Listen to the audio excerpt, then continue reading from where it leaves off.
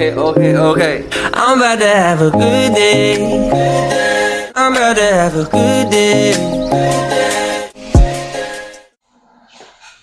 All right, this is Greg McCullough here, coming to you again from the Altar Self Mindset Set. We're here today where we're going to study another one of our videos in our series on the law of all these 11 forgotten laws, a rendition maybe of Bob Proctor or Raymond Hollywell, trying to bring together a new understanding around that. Today we're studying the law of non-resistance. Non-resistance. So there is a resistance, only one that we cause. Just realize that. The resistance is when we feed into it. Whatever we're coming along with in our ideas and our projects and going forward in life, they're the resistance that come along, but only if we cause it ourselves. We should use it as a means of transfer to get to the next level, or a time to join God in what kind of achievement we're trying to have, or trying to influence it we're trying to have or produce. But I want to read to you a verse here. It's Matthew 5:39, but it says, "But I say unto you that ye resist not evil, but whosoever shall smite thee on thy right cheek, turn to him the other also." All right, so I don't know. It just says turn to him the other also. It doesn't say turn to him the other cheek also. I think what you're trying to show someone is, even if they hit you on the right side, you're going to show them the other side of you. This one where it is, the one on the inside, the one that has compassion, the one that prays with the thing that's trying to show resistance. And I know it's hard to do, just realizing, if you are a creature that has an animalistic nature to want to fight or flight, it's hard to kind of not react to things that are right in your face sometimes. But if you could just use a moment just to pause and put some power into the thought of responsiveness instead of reactiveness, I think you're going to see a whole lot better results. So whatever a man would resist persists. That's the biggest context of this law of non-resistance, is when we decide we're going to resist things, we put our power and ability to flow through them on standstill. It causes the body to be in a confused state. It causes it to be in a diseased place. So this can become problematic to your body in itself, but then in your mentality for sure, giving yourself evidences of things that never did work out. What we need to do is to learn to respond, okay, and not live in this fight or flight. Knowing this, of course, that all things work together, right? There's as much good in a problem as there is bad.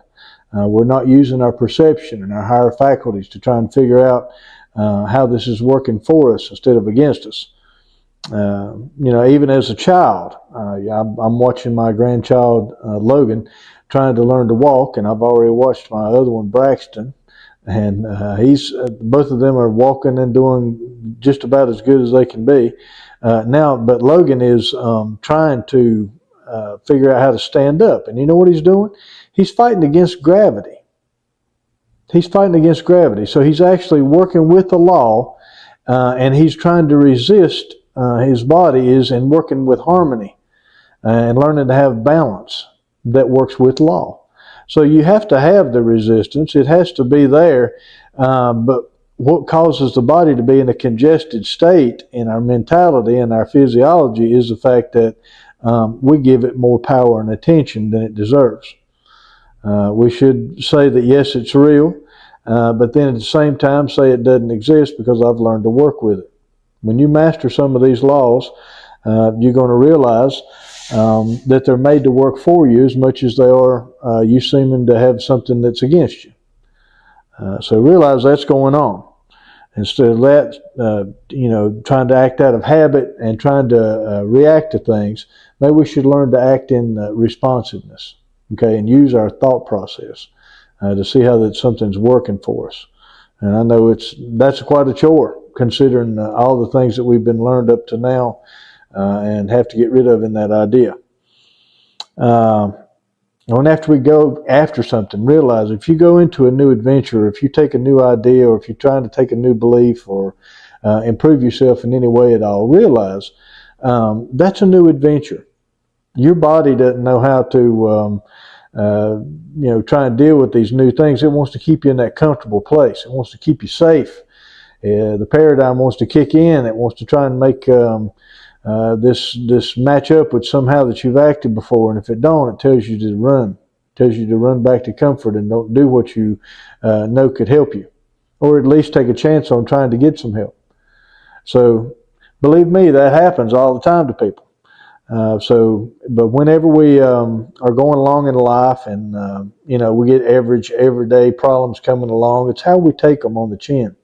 It's how we express ourselves in the midst of the problem. And you can't just come up with this on your own at any time, just sporadically. What you have to do is be in the practice of it in all your ways. Okay? This is made for the acknowledgement of God. For miraculous things to happen, God has to work in these places where it's not exactly comfortable for us. We have to kind of hang ourselves out over the problematic side to be able to join God and His forces to be able to get these answers to the problems we've got. That's what we're designed for. We're designed to, try and trust God, because without faith, it's impossible to please God. And faith is the substance of things hoped for and the evidence of things not seen. The rest of this verse reads that all things work together for good to them that love God and to them who are called according to His purpose. So God's got a purpose for you. He wants to work through you to achieve what it is that you're designed authentically and uniquely to be able to come up with. He wants to give you the results you want in your life. He wants to be the one to give the increase so that you can give credit to Him for having helped you and joined in this, whatever your best idea happens to be. So you're going to meet with some resistance. How we allow the resistance to come through us, noticing the good, and realizing that all things work together for the good. Now, you got the truth on it. You got the scripture on it. You got the truth on it. Will you put it to the test? Will you decide for yourself, I want to trust God. I want to head out into something bigger. I want to have a more unique idea on the planet than just average.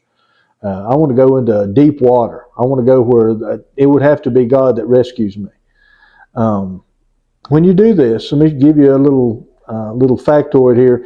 The old self, it don't know how to keep you from failing in that spot.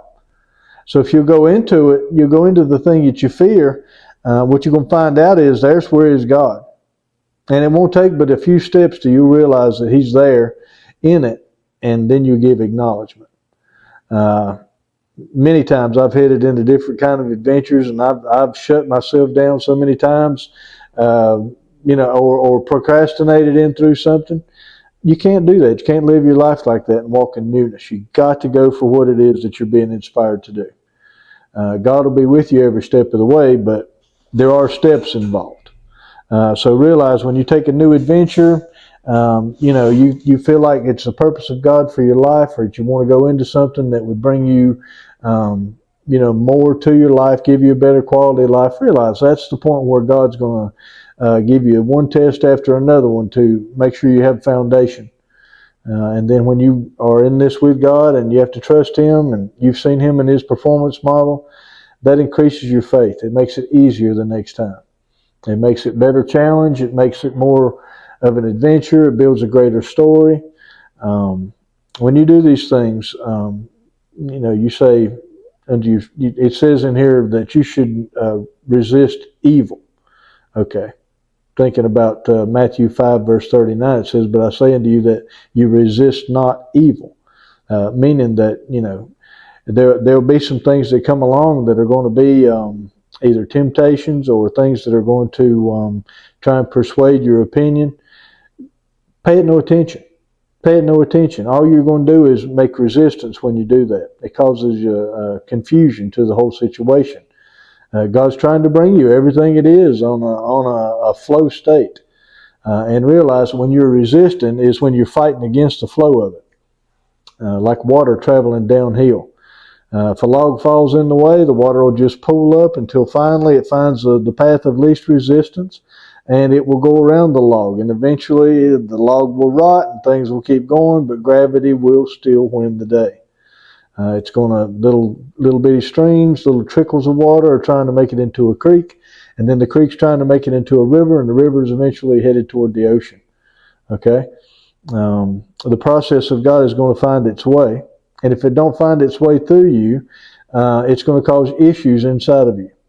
Okay, just realize you cause yourself all kinds of poor health, bad mental stability, all kind of nervous problems, dis-ease, all kind of stuff, just having thoughts of lack and limitation, procrastination. All those things are coming from what this is. This is a law of resistance. And with that, I'll kind of wrap up things here. I'd like to keep these videos short just to keep your attention, but truly, this is a mountain of information right here because we do it on a daily basis with what we say and what we nag about all the time. I see people picking out all kinds of things to complain about, never giving once any credit to gratitude and the things that God's blessed them with already. So you can work with it just the same. You're working with it already, just like gravity and balance and everything else you can't see. Believe me, sound frequency is there. Everything's, and working with law all together, all the way around the block. The best thing you can do is realize it's there. Take some mentorship. Contact us on our website. We'd love to help you. Get in touch with us. Thank you so much for your time.